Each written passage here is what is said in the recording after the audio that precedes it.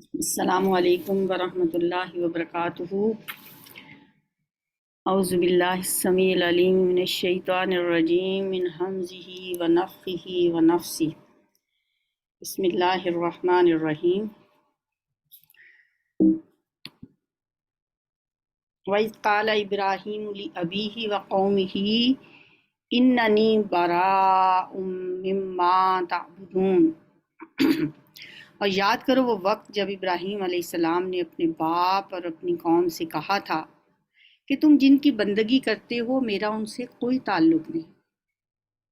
اننی برا میں بیزار ہوں ان سے جن کی تم عبادت کرتے ہو، میرا تعلق تو صرف اس سے ہے جس نے مجھے پیدا کیا۔ فطرنی فإنہ سیہدین، وہی میری رہنمائی بھی کرے گا۔ اور ابراہیم علیہ السلام یہی کلمہ اپنے پیچھے اپنی اولاد میں بھی چھوڑ گئے تاکہ وہ اس کی طرف رجوع کریں۔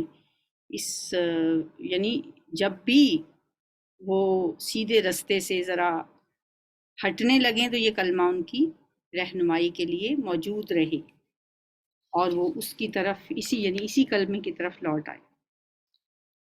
یہاں اس غرض کے لیے یہ بات یہاں کہی گئی ہے کہ کفار قریش کو اس بات پہ شرم دلائی جائے کہ تم نے اسلاف کی تقلید اندھی تقلید اختیار اگر کی بھی ہے تو اس کے لیے اپنے بہترین اسلاف کو چھوڑ دیا۔ ابراہیم اور اسماعیل علیہ السلام کی تقلید کرتے اگر کرنی ہی تھی تو تم نے اپنے بدترین اسلاف کا انتخاب کیا تقلید کرنے کے لیے۔ یہ بات ان سے دراصل ان کو سنانے کے لیے کہی جا رہی ہے۔ ابراہیم علیہ السلام نے کیا وصیت کی تھی ہم نے سورہ بقرہ میں پڑھا تھا، فَلَا تَمُوتُنَّ إِلَّا وَأَنْتُمْ مُسْلِمُونَ۔ اپنی اولاد میں یہ نصیحتیں چھوڑ کے گئے۔ اس کے باوجود جب یہ لوگ دوسروں کی بندگی کرنے لگے تو میں نے ان کو مٹا نہیں دیا کہ وہ شرک کرتے ہیں، بلکہ میں انہیں اور ان کے باپ دادا کو اور متاع حیات دیتا رہا۔ متعت ہؤلاء وآباءہم، اور انہیں دنیا کی فراخی اور کشائش میں مبتلا کر دیا، یہاں تک کہ ان کے پاس حق اور کھول کھول کر بیان کرنے والا رسول صلی اللہ علیہ وآلہ وسلم آ گیا۔ مگر جب وہ حق ان کے پاس آیا تو انہوں نے کہہ دیا، کیا کہا انہوں نے؟ ھذا سحر وإنا بہ کافرون، یہ تو جادو ہے اور ہم اس کو ماننے سے انکار کرتے ہیں۔ کہتے ہیں یہ قرآن دونوں شہروں کے بڑے آدمیوں میں سے کسی پہ نازل کیوں نہیں ہوا؟ لولا نزل ھذا القرآن علی رجل من القریتین عظیم، دو بڑے شہر، دو عظیم بستیاں مکہ اور طائف کو کہا جاتا ہے۔ اس وقت یہ بس ایسے ہی تھیں جیسے ٹوین سٹیز، ہمارے یہاں اسلام آباد اور پنڈی دو ٹوین سٹیز کہلاتی ہیں۔ تو یہ دو بستیاں، اور خاص طور پہ مکہ کے جو بڑے بڑے جاگیردار تھے، بڑے بڑے دولت مند تھے، ان کی جائیدادیں تھیں طائف کے اندر، جیسے ولید بن مغیرہ جو خالد بن ولید کے والد ہیں، ان کی بڑے باغات تھے طائف کے اندر۔ تو ان لوگوں کو حیرت اس بات پہ ہوتی تھی کہ اللہ تعالیٰ نے بڑے بڑے امیر کبیر اور جو تھے ان کو چھوڑ کے ایک یتیم کو ہی کیوں منتخب کیا اس رسالت کے لیے۔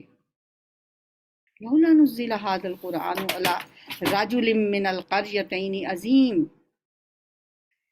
یہ ان دو بستیوں میں سے، ان دو بڑے شہروں میں سے کسی اور بڑے آدمی پہ کیوں نازل نہیں کیا گیا؟ فرمایا کیا تیرے رب کی رحمت یہ لوگ تقسیم کرتے ہیں؟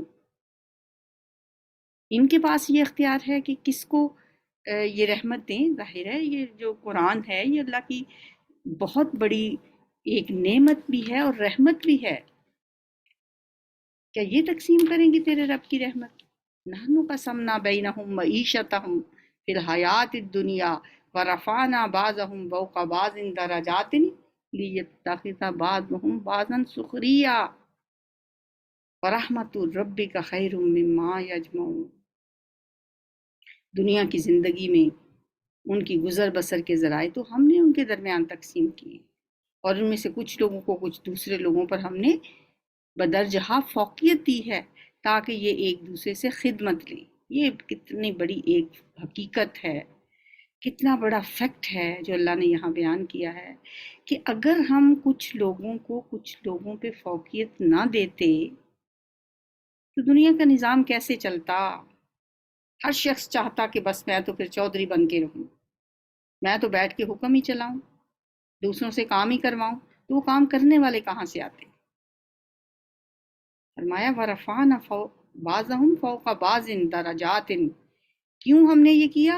لِيَتَّخِذَ بَعْضُهُمْ بَعْضًا سُخْرِيًّا، تاکہ یہ ایک دوسرے سے خدمت لے سکیں۔ وَرَحْمَتُ رَبِّكَ خَيْرٌ مِّمَّا يَجْمَعُونَ، اور تیرے رب کی رحمت یعنی نبوت یہ اس دولت سے زیادہ قیمتی ہے جو ان کے رئیس سمیٹ رہے ہیں۔ یہ بہت بڑی چیز ہے، اور قرآن کے بارے میں بھی سورہ یونس میں ہم نے یہی پڑھا نا، قَدْ جَاءَتْكُم مَوْعِظَةٌ مِّن رَبِّكُمْ وَشِفَاءٌ لِّمَا فِي الصُّدُورِ، پھر اس کا اینڈ کیسے ہوتا ہے؟ قُلْ بِفَضْلِ اللَّهِ وَبِرَحْمَتِهِ فَبِذَٰلِكَ فَلْيَفْرَحُوا هُوَ خَيْرٌ مِّمَّا يَجْمَعُونَ، وہاں بھی یہی الفاظ ہیں کہ یہ قرآن ہر اس چیز سے بہتر ہے جو یہ جمع کر رہے ہیں۔ وَلَوْلَا أَن يَكُونَ النَّاسُ أُمَّةً وَاحِدَةً، اگر یہ اندیشہ نہ ہوتا کہ سارے لوگ ایک ہی طریقے کے ہو جائیں گے تو ہم خدائے رحمان سے کفر کرنے والوں کے گھروں کی چھتیں اور ان کی سیڑھیاں جن سے وہ اپنے بالا خانوں پر چڑھتے ہیں اور ان کے دروازے اور ان کے تخت جن پر وہ تکیہ لگا کر بیٹھتے ہیں، یہ سب چاندی اور سونے کے بنا دیتے، کیونکہ یہ تو محض حیات دنیا کی متاع ہے۔ اللہ کے نزدیک ان کی چیزوں کی کیا وقت ہے؟ اللہ کے نزدیک تو یہ چیزیں صرف متاع قلیل ہیں، یہ دھوکے کا سامان ہے، یہ دنیا یہ مچھر کے پر کے برابر بھی نہیں ہے۔ ایک حدیث میں آتا ہے کہ اگر اللہ کے نزدیک اس دنیا کی اہمیت ایک مچھر کے پر کے برابر بھی ہوتی نا تو وہ کسی کافر کو پانی کا ایک گھونٹ بھی نہ دیتا۔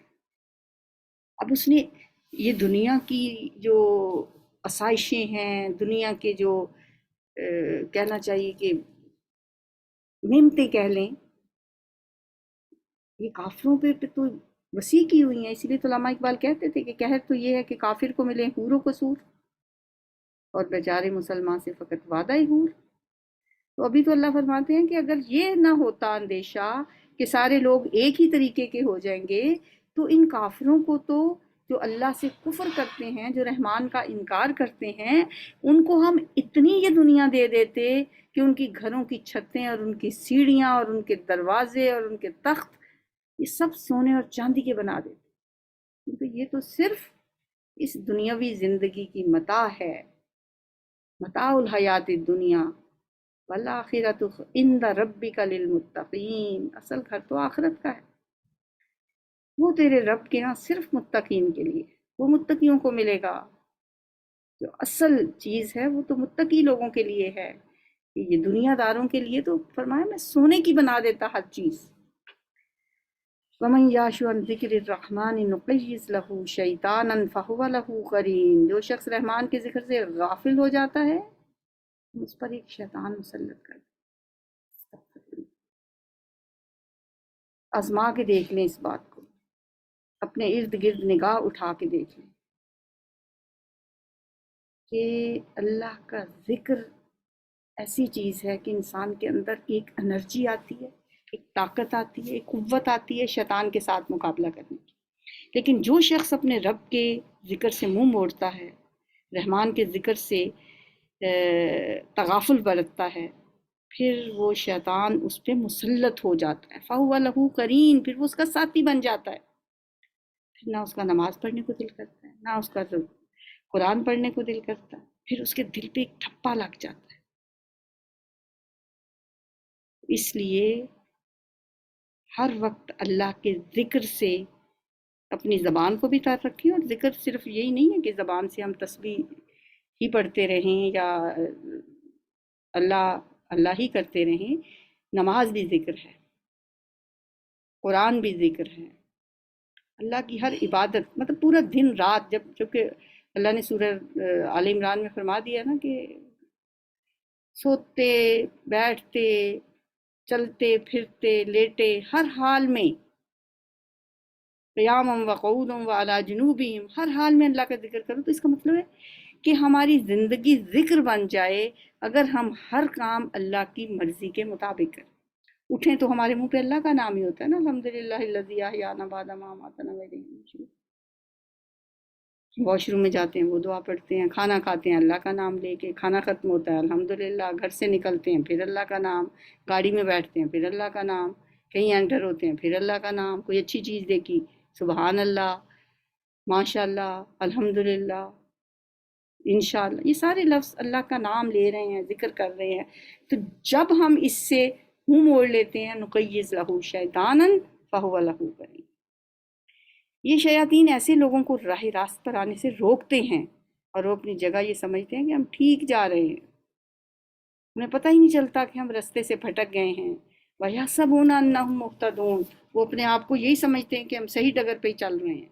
आखिरकार जब ये शख्स हमारे यहाँ पहुँचेगा, वो शख्स जिसको शैतान ने दोस्त बनाया हुआ है, तो अपने शैतान से कहेगा काश मेरे और तेरे दरमियान मशरिक व मगरिब का फासला होता, या लैता बैनी व बैनक बुअदल मशरिकैन फबिअसल करीन, तुम तो बहुत ही बदतरीन साथी निकला।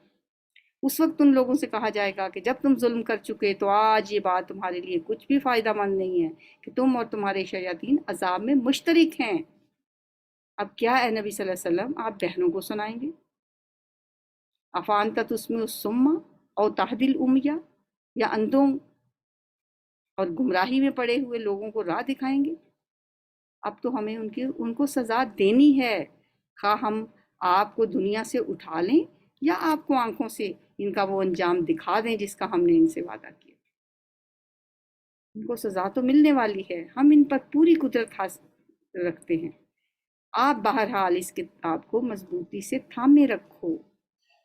फस्तमसिक बिल्लज़ी ऊहिया इलैका इन्नका अला सिरातिम मुस्तकीम, पैगम्बर सल्लल्लाहु अलैहि वसल्लम यकीनन आप सीधे रास्ते पे हैं। हकीकत ये है कि ये किताब आपके लिए और आपकी कौम के लिए एक बहुत बड़ा शर्फ है और अनकरीब आप लोगों को इसकी जवाबदेही करनी पड़ेगी। आप लोगों को इसकी जवाबदेही करनी पड़ेगी। यानी इससे बढ़कर किसी शख्स की और खुशकिस्मती क्या हो सकती है कि तमाम इंसानों में से उसको अल्लाह अपनी किताब नाजिल करने के लिए मुंतखब कर ले। और किसी कौम के हक में भी इससे बड़ी खुशकिस्मती का तसव्वुर नहीं किया जा सकता कि दुनिया की दूसरी सब कौमों को छोड़कर अल्लाह उसके यहाँ अपना नबी भेज दे और उसकी ज़बान में अपनी किताब नाजिल करे और उसे दुनिया में अल्लाह का पैगाम पहुंचाने वाली कौम बनने का मौका दे, यानी पैगाम खुदाबंदी की हामिल कौम बनाकर उसे उठाए। इस शर्फ अजीम का एहसास अगर कुरैश को या अहले अरब को नहीं हुआ और उन्होंने इसकी नाकदरी की है, तो फिर एक वक्त आएगा जब उन्हें इसकी जवाबदेही करनी पड़ेगी। आपसे पहले हमने जितने रसूल भेजे थे उन सब से पूछ देखो, क्या हमने खुदाए रहमान के सिवा कुछ दूसरे माबूद भी मुकर्रर किए थे कि उनकी बंदगी की जाए।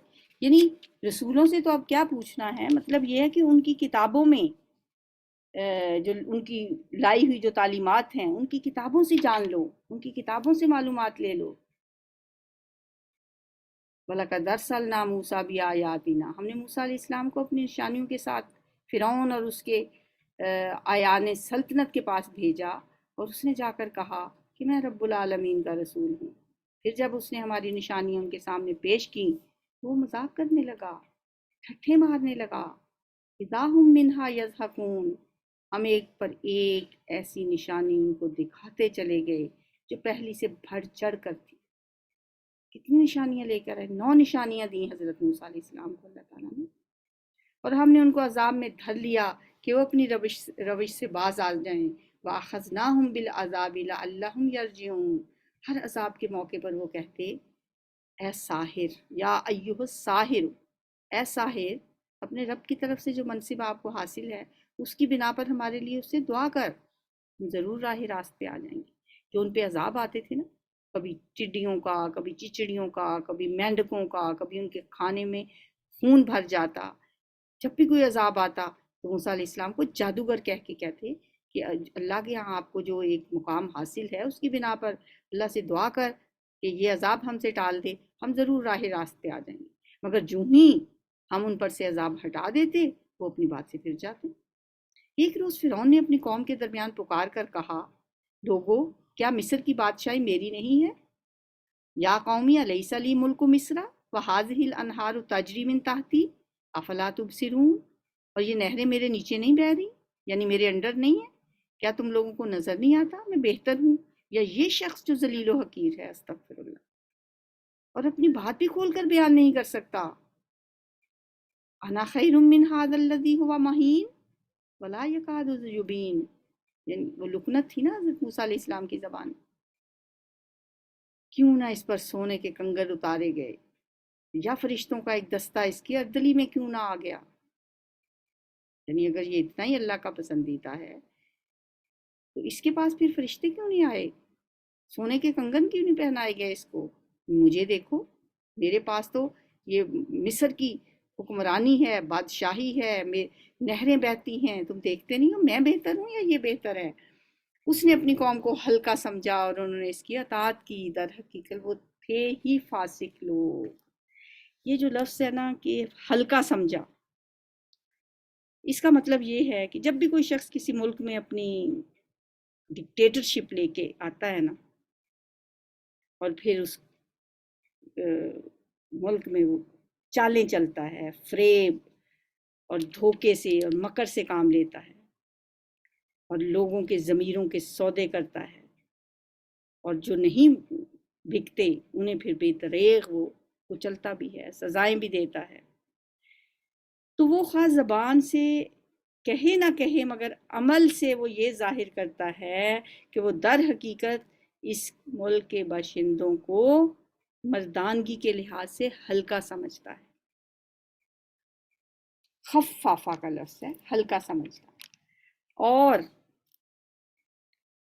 وہ یہ سمجھتا ہے کہ میں نے ان کو بے وقوف بنا لیا ہے، اور میں ان لوگوں کو، ان کے متعلق اس کی یہ رائے ہوتی ہے کہ میں ان لوگوں کو، یہ بزدل لوگوں کو جدھر چاہوں میں لے جاؤں، جیسے مرضی ان کو ہانک لے جاؤں، اور کافی حد تک اس کی یہ تدبیر کامیاب بھی ہو جاتی ہے، اور پھر اس کے ملک کے باشندے بس اسی کے اشاروں پہ چلنے لگتے ہیں، اور وہ پھر اپنے عمل سے ثابت کر دیتے ہیں کہ وہ بنیادی طور پر واقعی وہ فسق میں مبتلا ہے، کہ انہوں نے ایک ایسے شخص کی جو خبیث ہے، اس کی جو اس نے چاہا انہوں نے وہی کیا۔ پھر اس ساری سچویشن میں ذمہ دار کون ہوئے؟ وہ لوگ جن کو اس نے ہلکا سمجھا تھا اور وہ ہلکے بن گئے اس کے سامنے۔ فَاسْتَخَفَّ قَوْمَهُ، فرعون نے اپنی قوم کو ہلکا سمجھا، فَأَطَاعُوهُ، تو انہوں نے اس کی اطاعت کی۔ دراصل وہ تھے ہی فاسق لوگ۔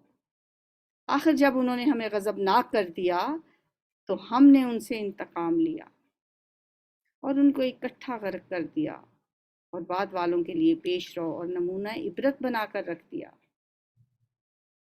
وَلَمَّا ضُرِبَ ابْنُ مَرْیَمَ، اور جو ہی کہ ابن مریم کی مثال دی گئی، تمہاری قوم کے لوگوں نے اس پر غل مچا دیا اور کہنے لگے ہمارے معبود اچھے ہیں یا وہ۔ یہ مثال وہ تمہارے سامنے کج بحثی کے لیے لائے ہیں، حقیقت یہ ہے کہ یہ ہے ہی جھگڑالو لوگ۔ ابن مریم اس کے سوا کچھ نہ تھا کہ ایک بندہ تھا جس پر ہم نے انعام کیا اور بنی اسرائیل کے لیے اسے اپنی قدرت کا ایک نمونہ بنا دیا۔ ہم چاہیں تو تم سے فرشتے پیدا کر دیں۔ اچھا، اس سے پہلے آیت نمبر 45 میں ہم نے پڑھا کہ تم سے پہلے جو رسول ہو گزرے ہیں ان سب سے پوچھ دیکھو کیا ہم نے خدائے رحمان کے سوا کچھ دوسرے معبود بھی مقرر کیے تھے کہ ان کی بندگی کی جائے۔ یہ جب آیات پڑھ کے سنائی گئیں اہل مکہ کے سامنے، جب یہ باتیں ہو رہی تھیں اس آیت کے بارے میں، تو ایک شخص نے اس پہ اعتراض کیا کہ عیسائی مریم علیہ السلام کے بیٹے کو اللہ کا بیٹا قرار دے کر اس کی عبادت کرتے ہیں یا نہیں کرتے؟ پھر ہمارے معبود کیا برے ہیں؟ جب وہ عیسائی حضرت عیسیٰ علیہ السلام کی عبادت کرتے ہیں تو ہمارے معبود کیا برے ہوئے؟ یہ جب مثال اس نے پیش کی تو کفار کے مجمع میں سے ہر ایک نے ایک زور کا کہکا لگایا اور ہر طرف شور اور غل اور نعرے لگنے شروع ہو گئے کہ اب بتائیں کہ اس پر بات کا کیا جواب ہے۔ اس پہ اللہ تعالیٰ فرما رہے ہیں کہ جو ہی ابن مریم کی مثال دی گئی تمہاری قوم کے لوگوں نے اس پر غل مچا دیا اور کہنے لگے ہمارے معبود اچھے ہیں یا وہ؟ یہ مثال وہ تمہارے سامنے محض کج بحثی کے لیے لائے ہیں، اللہ جادالہ جھگڑے کے لیے، بل ہم قوم خصمون، وہ جھگڑالو قوم ہیں۔ ان ہوا الا عبد، ابن مریم تو ایک بندہ تھا، انعمنا علیہ وجعلناہ مثلا لبنی اسرائیل، اس پہ ہم نے انعام کیا اور بنی اسرائیل کے لیے اسے اپنی قدرت کا ایک نمونہ بنا دیا۔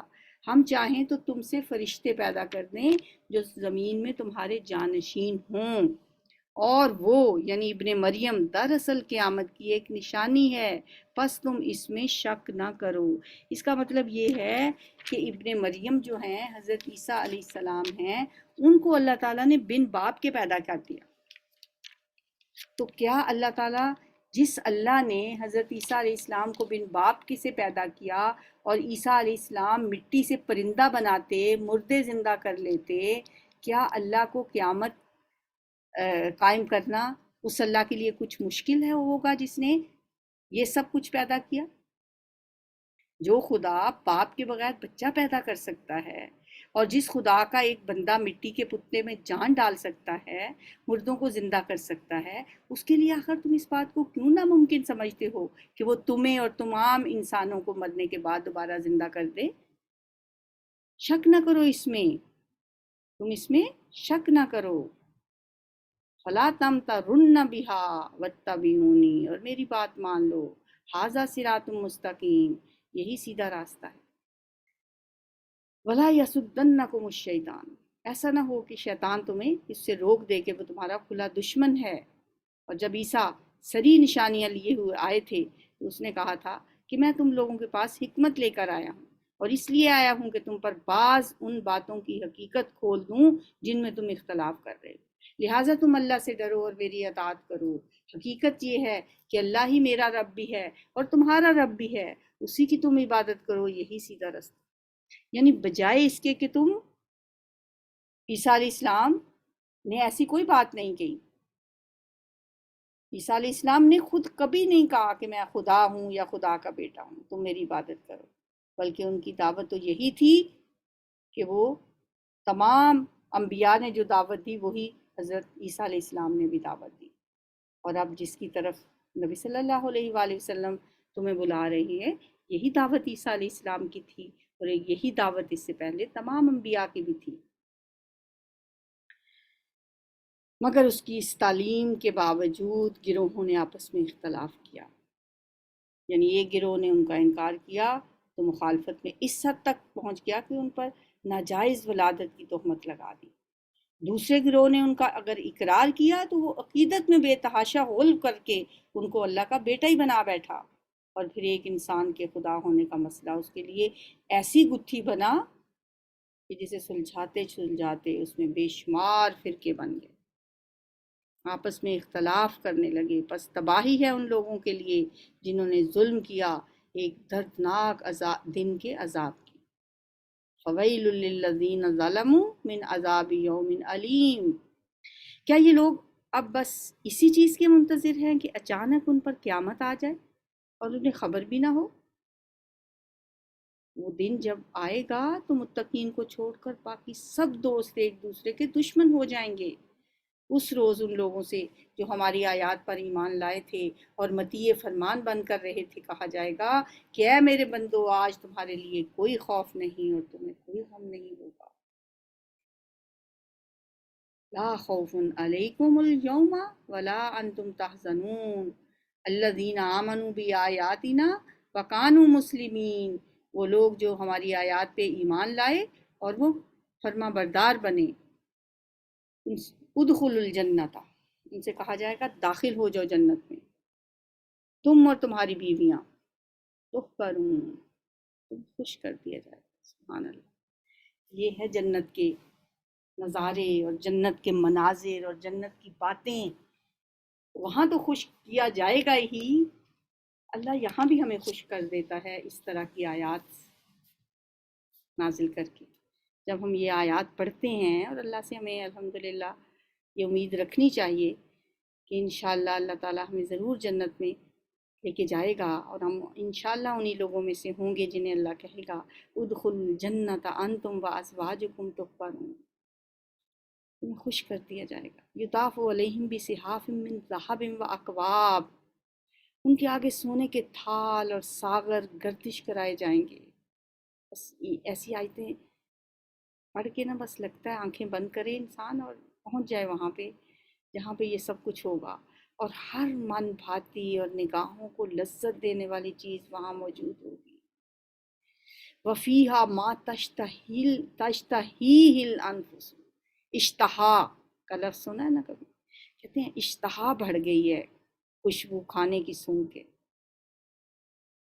چاہنا، فیہا ما تشتہیہ الانفس، جو چیزیں ان کے من کو اچھی لگیں گی، وَتَلَذُّ الْأَعْيُنُ، اور نگاہوں کو لذت دینے والی چیزیں وہاں موجود ہوں گی، وَأَنْتُمْ فِيهَا خَالِدُونَ، سب سے پیاری بات تو یہ ہوگی کہ ان سے کہا جائے گا تم اب یہاں ہمیشہ ہمیشہ رہو گے۔ وَتِلْكَ الْجَنَّةُ الَّتِي أُورِثْتُمُوهَا، تم اس جنت کے وارث ہو اپنے ان اعمال کی وجہ سے کہ تم دنیا میں کرتے رہے۔ یعنی بندہ تو یہ کہے گا کہ الحمدللہ الذی ہدانا لہذا وما کننا لنہتدی لولا ان ہدانا اللہ، لیکن اللہ کیا کہے گا؟ وَأُورِثْتُمُوهَا بِمَا كُنْتُمْ تَعْمَلُونَ، میرے بندو تم اس کے وارث اپنے ان اعمال کی وجہ سے ہوئے ہو جو تم دنیا میں کرتے رہے۔ اللہم اجعلنا منہم، اللہم اجعلنا منہم، اللہم اجعلنا منہم۔ سورہ سجدہ میں ہم کیا پڑھتے ہیں جو رات کو ہر روز سورۃ سجدہ پڑھی جاتی ہے؟ فَلَا تَعْلَمُ نَفْسٌ مَا أُخْفِيَ لَهُم مِّن قُرَّةِ أَعْيُنٍ، کوئی نفس نہیں جانتا اللہ نے ان کے لیے آنکھوں کی ٹھنڈک کا کیا سامان چھپا کے رکھا۔ حدیث میں بھی آتا ہے کہ کوئی آنکھ، کسی آنکھ نے دیکھا ہی نہیں، کسی کان نے ان نعمتوں کے بارے میں سنا ہی نہیں، اور کسی ذہن میں وہ گمان تک نہیں گزرا ہوگا جو نعمتیں اللہ تعالیٰ وہاں جنتیوں کو دیں گے۔ تو ایسی جنت کے لیے پھر کیا کرنا چاہیے؟ اللہ فرماتے ہیں لِمِثْلِ هَٰذَا فَلْيَعْمَلِ الْعَامِلُونَ، عمل کرنے والوں کو چاہیے ایسی جنت کے لیے عمل کریں۔ سبحان اللہ، لَكُمْ فِيهَا فَاكِهَةٌ كَثِيرَةٌ مِّنْهَا تَأْكُلُونَ، تمہارے لیے یہاں کثرت سے میوے ہیں جنہیں تم کھاؤ گے، کثرت سے، فاکہۃ، فواکہ، منہا تاکلون، جبکہ دوسری طرف کیا ہوگا؟ ان المجرمین فی عذاب جہنم خالدون، رہے مجرمین تو وہ ہمیشہ جہنم کے عذاب میں مبتلا رہیں گے۔ لا یفتر عنہم وہم فیہ مبلسون، کبھی ان کے عذاب میں کمی نہ کی جائے گی اور وہ اس میں مایوس پڑے ہوں گے۔ ان پر ہم نے ظلم نہیں کیا بلکہ وہ خود ہی اپنے اوپر ظلم کرتے رہے۔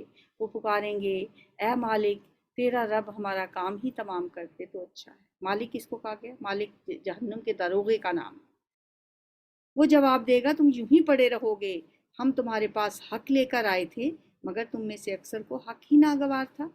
یہاں دیکھیں مالک کہہ رہا ہے کہ ہم حق لے کر آئے تھے، یہ ایسے ہی ہے کہ جیسے کوئی حکومت کا نمائندہ حکومت کی طرف سے بات کرتا ہے کہ بھئی ہم نے تمہیں یہ چیز دی، تو حالانکہ اس نے نہیں دی ہوتی، وہ حکومت نے دی ہوتی ہے۔ تو یہ بھی سمجھیں کہ اللہ کا نمائندہ ہے، مالک کہہ رہے ہیں جو داروغہ جہنم ہے۔ کیا ان لوگوں نے کوئی اقدام کرنے کا فیصلہ کر لیا ہے؟ اچھا، ہم بھی پھر ایک فیصلہ کیے لیتے ہیں۔ کیا انہوں نے یہ سمجھ رکھا ہے کہ ہم ان کی راز کی باتیں اور ان کی سرگوشیاں سنتے نہیں ہیں؟ ہم سب کچھ سن رہے ہیں اور ہمارے فرشتے ان کے پاس ہی لکھ رہے ہیں۔ ان سے کہو اگر واقعی رحمان کی کوئی اولاد ہوتی تو سب سے پہلے عبادت کرنے والا میں ہوتا. اتنی بڑی بات اے نبی صلی اللہ علیہ وسلم، ان سے کہیں تم اللہ کی اولاد گردانتے ہو. اگر اللہ کی کوئی اولاد ہوتی تو سب سے پہلے آگے بڑھ کے میں اس کی عبادت کرتا. سبحان رب السماوات والارض رب العرش عما یصفون. بات تو یہ ہے کہ پاک ہے آسمانوں اور زمین کا فرما روا، عرش کا مالک، ان ساری باتوں سے جو یہ لوگ اس کی طرف منسوب کرتے ہیں. اچھا، انہیں اپنے باطل خیالات میں غرق اور اپنے کھیل میں منہمک رہنے دو یہاں تک کہ یہ اپنا وہ دن دیکھ لیں جس کا انہیں خوف دلایا جا رہا ہے. وہی ایک آسمان میں بھی خدا ہے اور زمین میں بھی خدا، اور وہی حکیم و علیم ہے. بہت بالا و برتر ہے وہ جس کے قبضے میں زمین اور آسمان اور ہر اس چیز کی بادشاہی ہے جو زمین و آسمان کے درمیان پائی جاتی ہے، اور وہی قیامت کی گھڑی کا علم رکھتا ہے، اور اسی کی طرف تم سب پلٹائے جانے والے. اس کو چھوڑ کر یہ لوگ جنہیں پکارتے ہیں وہ کسی شفاعت کا اختیار نہیں رکھتے الا یہ کہ کوئی علم کی بنا پر حق کی شہادت دے. اور اگر تم ان سے پوچھو کہ انہیں کس نے پیدا کیا ہے تو یہ خود کہیں گے کہ اللہ نے. پھر کہاں سے یہ دھوکہ کھا رہے ہیں؟ وکیل ہی، قسم ہے اس کے قول کی، یعنی رسول صلی اللہ علیہ وسلم کے اس قول کی قسم اللہ تعالیٰ کھا رہے ہیں. کون سا قول؟ جو آپ نے فرمایا ان ہؤلاء قوم لا یؤمنون، کہ اے رب یہ لوگ وہ ہیں جو مان کر نہیں دیتے. اے پیغمبر آپ کے اس قول کی میں قسم کھا کے کہتا ہوں. اور جس قسم کا بھی جواب قسم نہ ہو تو ڈاکٹر اسرار احمد فرماتے ہیں کہ پھر اس کا جواب قسم یہی ہوتا ہے انک لمن المرسلین، یا پیغمبر تو بھیجے ہوں میں سے، رسولوں میں سے. فصفا عنہم وقل سلام فسوف یعلمون. اے نبی صلی اللہ علیہ وسلم ان سے درگزر کیجئے اور انہیں کہے سلام ہے. یہ کون سا سلام ہے؟ یہ وہی سلام ہے جو سورہ فرقان میں ہے کہ وَإِذَا خَاطَبَهُمُ الْجَاهِلُونَ قَالُوا سَلَامًا. جب ان سے جاہل لوگ مخاطب ہوتے ہیں، ان کے منہ آتے ہیں، وہ سلام کر کے گزر جاتے ہیں، انہیں کہتے ہیں سلام ہے تم. آپ کہیے سلام ہے، ان قریب انہیں معلوم ہو جائے گا. فسوف یعلمون. سورۃ دخان مکی سورت ہے، اور اس سورت میں 59 آیات ہیں اور 3 رکوع ہیں. یہ بھی انہی صورتوں میں سے ہے جنہیں حوامیم کہا جاتا ہے. بسم اللہ الرحمن الرحیم. حامیم والکتاب المبین انا انزلناہ فی لیلۃ مبارکۃ انا کنا منذرین. حامیم، قسم ہے اس کتاب مبین کی کہ ہم نے اسے ایک بڑی خیر و برکت والی رات میں نازل کیا، کیونکہ ہم لوگوں کو متنبع کرنے کا ارادہ رکھتے تھے.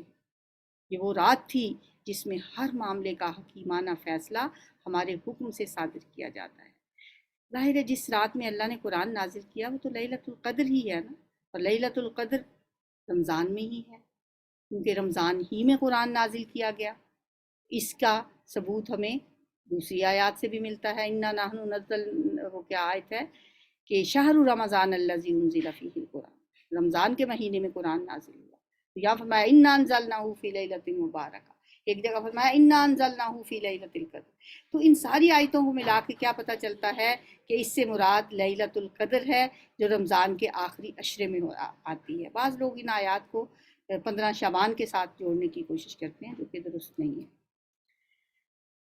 ہم ایک رسول بھیجنے والے تھے تیرے رب کی رحمت کے طور پر، یقیناً وہی سب کچھ سننے والا اور جاننے والا ہے. آسمانوں اور زمین کا رب اور ہر اس چیز کا رب جو آسمان و زمین کے درمیان ہے. اگر تم لوگ واقعی یقین رکھنے والے ہو، کوئی معبود اس کے سوا نہیں، وہی زندگی عطا کرتا ہے اور وہی موت دیتا ہے. تمہارا رب اور تمہارے ان اسلاف کا رب جو پہلے گزر چکے ہیں، مگر فی الواقع ان لوگوں کو یقین نہیں ہے بلکہ یہ اپنے شک میں پڑے کھیل رہے ہیں. اچھا، انتظار کرو اس دن کا جب آسمان سریب دھواں لیے ہوئے آئے گا اور وہ لوگوں پر چھا جائے گا. یہ ہے دردناک سزا. آپ کہتے ہیں کہ پروردگار ہم پر سے یہ عذاب ٹال دے، ہم ایمان لاتے ہیں. اچھا، یہ جو آیت ہے نا کہ اس دن کا انتظار کرو جس دن آسمان سری دھواں لیے ہوا آئے گا۔ اس آیت کے مفہوم کے بارے میں مفسرین کے درمیان کافی اختلاف ہے۔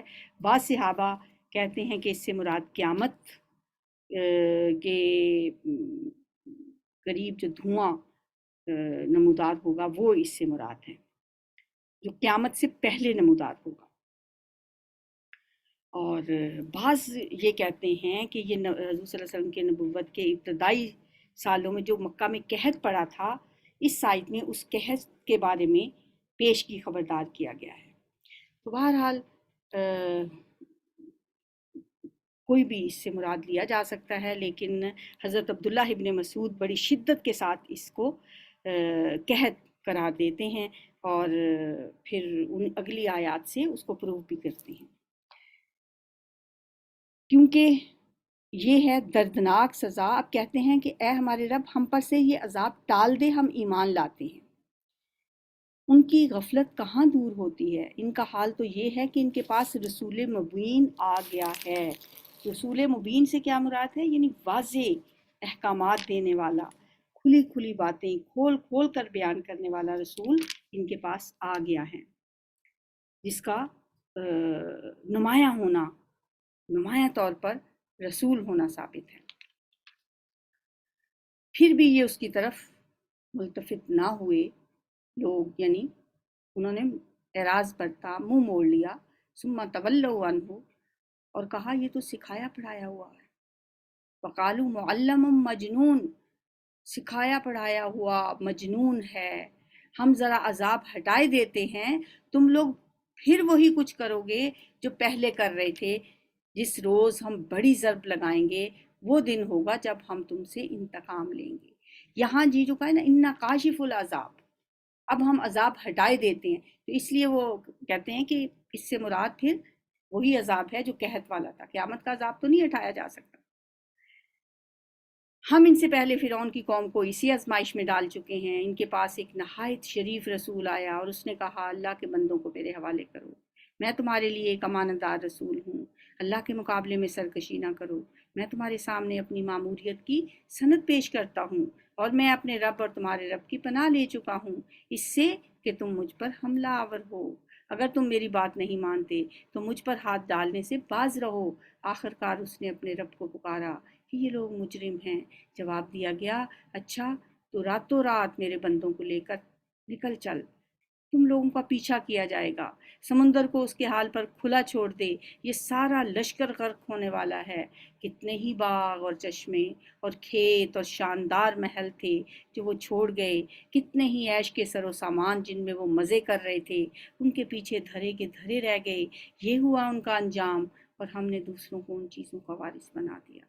پھر نہ آسمان ان پر رویا نہ زمین، اور ذرا سی مہلت بھی ان کو نہ دی گئی۔ یہ انجام ہوا فرعون اور اس کی قوم کا۔ فما بکت علیہم السماء والارض وما کانوا منظرین، ایک لمحے میں پانی کی لہروں کے سپرد کر دیے گئے اور غرق ہو گئے اس سمندر میں۔ سبحانک اللہم و بحمدک، نشہد ان لا الہ الا انت، نستغفرک ونتوب الیک۔ السلام علیکم ورحمۃ اللہ۔